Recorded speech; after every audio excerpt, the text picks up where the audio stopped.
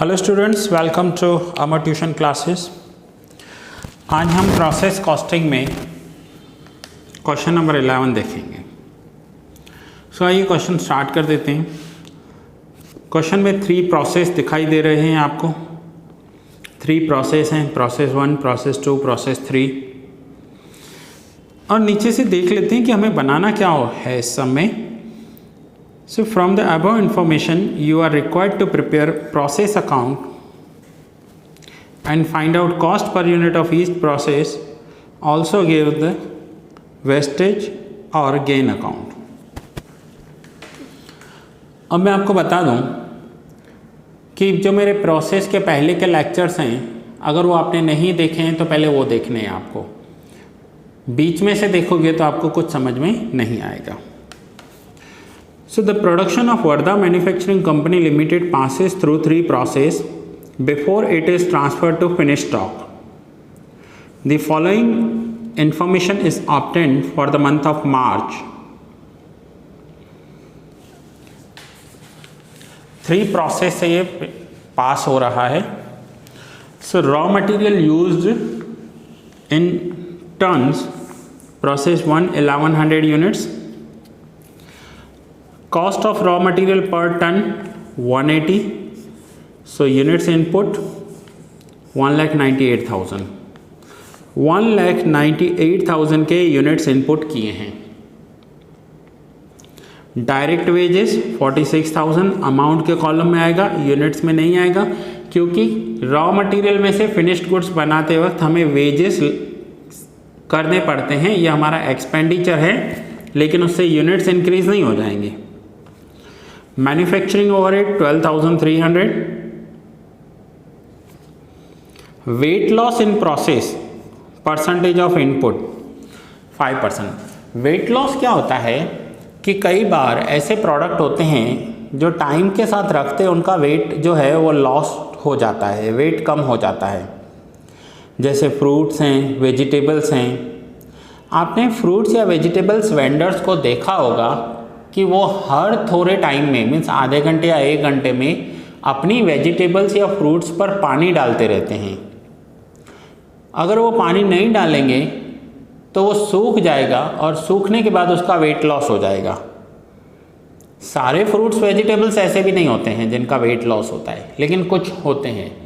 जैसे for example अगर कोई पालक बेच रहा है, सो पालक क्या होगी, अगर उसे 2-3 घंटे धूप में रखा जाए या खुले में रखा जाए तो वो सूख जाती है। सूखने के बाद उसका वेट लॉस हो जाता है।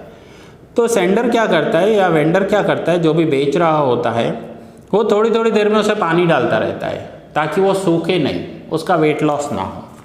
सो यहाँ पर वेट लॉस ये एक नॉर्मल प्रोसेस है, जिससे हम लिखेंगे by weight loss. 5% of input 1100 का 5%, दैट मीन्स 55 यूनिट्स अमाउंट में। उस वेट लॉस का कुछ रियलाइजेशन नहीं होता है, कुछ पैसा नहीं मिलता है, तो यहाँ पर लिख दिया अमाउंट में 0। ठीक है। Next, scrap in process percentage of input. Scrap का मतलब होता है ये नॉर्मल वेस्टेज है। नॉर्मल वेस्टेज है 10%। 1100 का 10% 110,110। 1100 का 10% 110। और ये सेल ऑफ स्क्रैप दिया हुआ है 120 रुपीज़ में।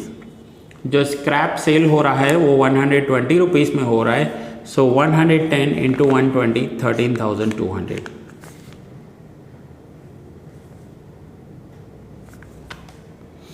So that is sale value of wastage.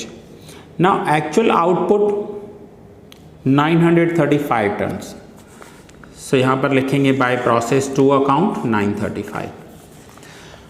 अब यहाँ पर जहाँ भी मैंने हाईलाइट कर दिया है वो सारे पॉइंट्स हमें क्वेश्चन में दिए हुए थे। वो सारे पॉइंट फिर से बता रहा हूँ, हमें क्वेश्चन में दिए हुए थे। अब हमें सबसे इम्पोर्टेंट है कॉस्ट पर यूनिट कैलकुलेट करना है। फॉर्मूला तो आपके सामने दिया हुआ है, लेकिन मैं इसे इजी कैसे लर्न करवाऊँगा। टोटल अमाउंट में से अभी तक के टोटल अमाउंट्स माइनस कर दो, यूनिट्स में से यूनिट्स माइनस कर दो। सो टोटल इज 256 माइनस यहाँ पर है 13,200 माइनस कर दिया। यूनिट्स का टोटल है 1100 में से माइनस किया 55 एंड 110, सो डिफरेंस आया 935। सो 2,43,100 डिवाइड बाई 935, सो ये हो गया 260 पर यूनिट, 260 पर यूनिट। अब ये 935 यूनिट्स नेक्स्ट प्रोसेस में जाएंगे और उनका फर्स्ट प्रोसेस का जो कॉस्ट होगा वो होगा 260 rupees per unit. So process 1 का जो आउटपुट है वो प्रोसेस 2 में जाएगा, तो यहाँ पर हम लिखेंगे प्रोसेस 2 अकाउंट।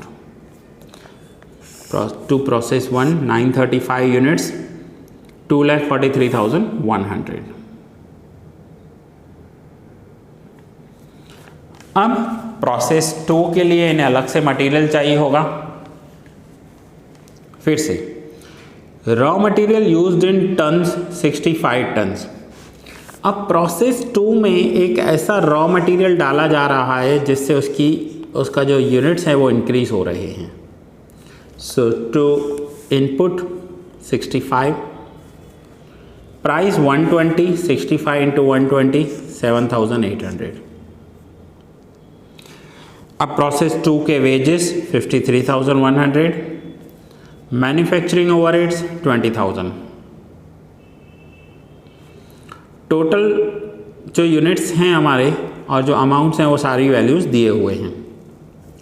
नाउ फिर से वेट लॉस इन प्रोसेस 5%, तो यहाँ पर हम लिखेंगे by weight loss 5% of input 965 plus 935 plus 65 total 1000 units हुए और 1000 यूनिट्स का 5%, ये 5% है, 5% ऑफ 1000 यूनिट्स। और वेट लॉस का कोई वैल्यू रियलाइज नहीं होता है। फिर से स्क्रैप 10%, 1000 का 10% 100 और स्क्रैप सेल हो रहा है 180 रुपीज़। सो ये है नॉर्मल वेस्टेज 100 यूनिट्स 180, 18,000 का स्क्रैप हो गया। देखिए स्क्रैप की वैल्यू ज़्यादा थी लेकिन ये सेल 180 पे हो रहा है। अब प्रोसेस 2 में कितने यूनिट्स गए हैं, तो 825 यूनिट्स, ये 825। अब मुझे बताइए कि टोटल हमारा इनपुट 1000 यूनिट्स का था, 1000 यूनिट्स का इनपुट माइनस करेंगे 50 यूनिट्स, वेट लॉस हो गया। 100 यूनिट्स माइनस करेंगे, नॉर्मल वेस्टेज हुआ। सो अगर 1000 में से हम 150 माइनस कर रहे हैं तो आंसर आ रहा है 850। 850 यूनिट्स प्रोसेस 3 में जाने चाहिए। क्यों? वेट लॉस हुआ और नॉर्मल वेस्टेज हुआ। 1000 में से 150 का लॉस हो गया तो 850 यूनिट्स हमारे प्रोसेस 3 में जाने चाहिए। लेकिन प्रोसेस 3 में गए कितने यूनिट्स हैं? 825। सो अगर 825 यूनिट्स प्रोसेस 3 में गए हैं तो बाकी के 25 यूनिट्स कहाँ गए? तो वो हमारा एबनॉर्मल वेस्टेज हो गया, एबनॉर्मल वेस्टेज। 1000 में से 1000 यूनिट्स इनपुट में से 50 यूनिट्स का वेट लॉस हुआ और 100 यूनिट्स का नॉर्मल वेस्टेज है, तो 850 यूनिट्स प्रोसेस 3 में जानी चाहिए। लेकिन प्रोसेस 3 में गए हैं 825 यूनिट्स, तो फिर 25 यूनिट्स हो गए एबनॉर्मल लॉस। सो ये 25 एबनॉर्मल लॉस है हमारा, एबनॉर्मल वेस्टेज बोल सकते हैं। अब हम यहाँ पर अमाउंट में से अमाउंट माइनस करेंगे, यूनिट्स में से यूनिट्स माइनस करेंगे। सो अमाउंट इज 325, ये माइनस किया 18,000, यूनिट्स हैं 1000, उसमें से माइनस किया 50 and 100, so 3,06,000 divide by 850, total हो गया 3,360 रुपीज़ पर यूनिट। अब ये जो 360 रुपीज़ पर यूनिट है ये हमारा एबनॉर्मल वेस्टेज का भी प्राइस होगा और ये ही प्रोसेस 3 में जाने वाला जो स्टॉक है उसका भी प्राइस होगा। सो हम 360 इंटू 25 करेंगे, आंसर आया 9000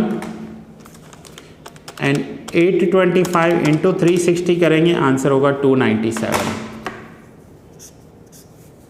सो ये फाइनल हो जाएगा, दोनों साइड टोटल टैली हो जाएंगे आपके 360 रुपीज़ के अकॉर्डिंग। नाउ एबनॉर्मल वेस्टेज जो है उसका हम अलग से एक अकाउंट बनाएंगे। प्रोसेस 1 में नहीं बनाया क्योंकि नहीं था, यहाँ पर बना रहे हैं क्योंकि है। सो 25 यूनिट्स एबनॉर्मल वेस्टेज में जा रहे हैं, प्राइस है 9000, process 2 account.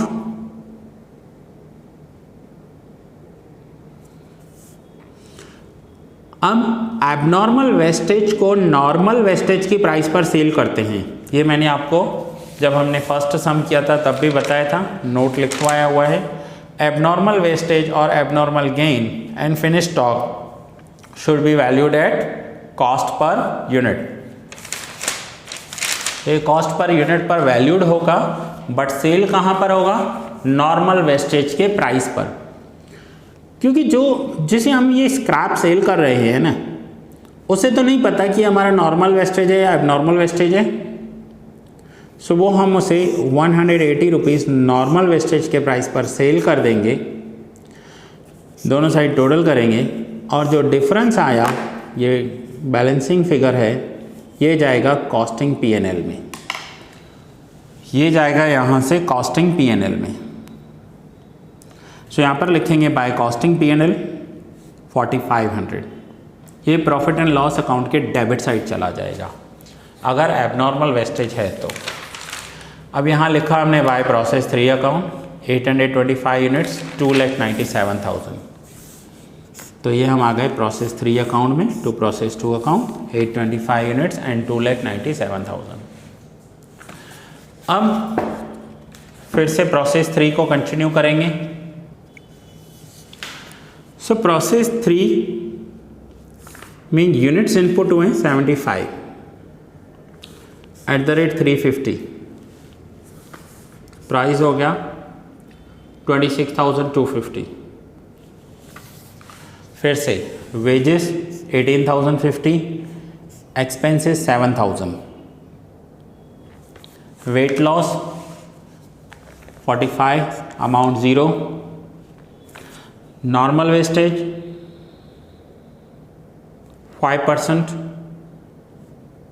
Sorry weight loss 5% है, नॉर्मल वेस्टेज 10%।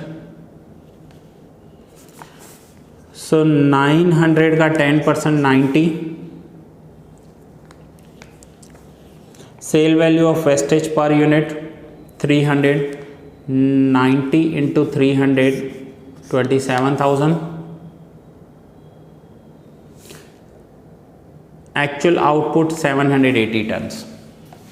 अब यही पॉइंट फिर से यहाँ पर कर रहे हैं, अगर 900 यूनिट का इनपुट है, 900 यूनिट्स का इनपुट है, जिसमें से 45 यूनिट्स का नॉर्मल वेट लॉस हो रहा है और 90 नॉर्मल वेस्टेज है। सो 900 में से 45 एंड 90 माइनस कर लें हम, तो 765 फिनिश स्टॉक होने चाहिए, लेकिन फिनिश स्टॉक में कितना हुआ है? 780। सो अगर 780 हुआ है, दैट मीन्स जो हमारा नॉर्मल वेस्टेज हुआ होगा वो कम हुआ होगा।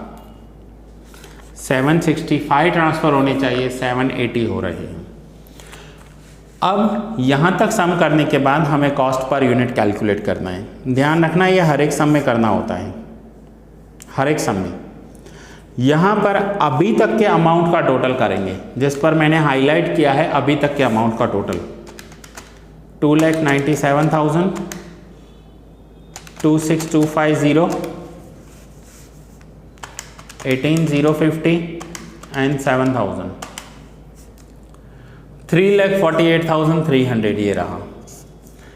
फिर से बता रहा हूँ, अभी तक के जो अमाउंट है ये उनका टोटल है, माइनस करेंगे जो अभी तक के अमाउंट दिए हुए हैं 27,000, and same debit side total है 900 और क्रेडिट साइड 45 एंड 90 माइनस करेंगे, तो ये हमारा कॉस्ट पर यूनिट आ गया 420। अब इस कॉस्ट पर यूनिट को हम अप्लाई करेंगे फिनिश स्टॉक में, एंड एबनॉर्मल गेन इस प्रोसेस में है या एबनॉर्मल वेस्टेज में। सो 15 इंटू 420 आंसर आ गया 6300 एंड 780 इंटू 420 आंसर आ गया 3,27,600। अब आप टोटल करोगे ना, दोनों टोटल आपके टैली हो जाएंगे। अब ये एबनॉर्मल गेन अकाउंट बनाएंगे, जो यहाँ डेबिट लिखा है वही सेम यहाँ क्रेडिट लिखेंगे बाय प्रोसेस 3 अकाउंट। अब ये गेन हुआ कहाँ से, तो ये हमारा जो नॉर्मल वेस्टेज होना था 90 उसकी जगह कम हुआ होगा। So shortfall in normal wastage 15 units, normal wastage का प्राइस है 300, 4500। अब 6300 के लॉस के सामने 4500 हमें राइट ऑफ करने हैं। होना चाहिए था 90, हुआ होगा कम, सो फाइनली 1800 का प्रॉफिट हुआ, और ये प्रॉफिट बैलेंसिंग फिगर है, इसे हम क्वेश्चन मार्क लगाएंगे और ट्रांसफ़र कर देंगे ये अमाउंट कॉस्टिंग पीएनएल के क्रेडिट साइड। कॉस्टिंग पीएनएल के क्रेडिट साइड इसलिए ट्रांसफ़र किया क्योंकि ये हमारा प्रॉफिट है, ये हमारा गेन है। गेन क्यों है? लॉस कम होना भी तो अपने आप में गेन है ना। अगर आपने सोचा कि आपका 90 यूनिट्स नॉर्मल वेस्टेज होगा, लेकिन उसकी जगह 90 की जगह 15 यूनिट्स कम हुए, तो वो भी तो हमारा गेन है। सो दैट्स इट, ये सम यहाँ पर पूरा हुआ। आप नोट डाउन कर लीजिए। Question number 11 process 1 account. हो सकता है अगर आपके पास बुक का कोई अलग एडिशन होगा तो ये क्वेश्चन 11 थोड़ा आगे पीछे दिया हुआ होगा। आप इन नंबर से अपने बुक में क्वेश्चन फाइंड आउट कर लीजिए। सो ये है प्रोसेस 1, ये प्रोसेस 2 अकाउंट,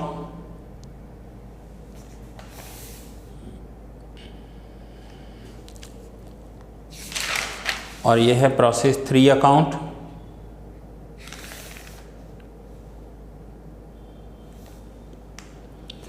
और ये जो थोड़ी सी कैलकुलेशंस मैंने आपको समझा दी है।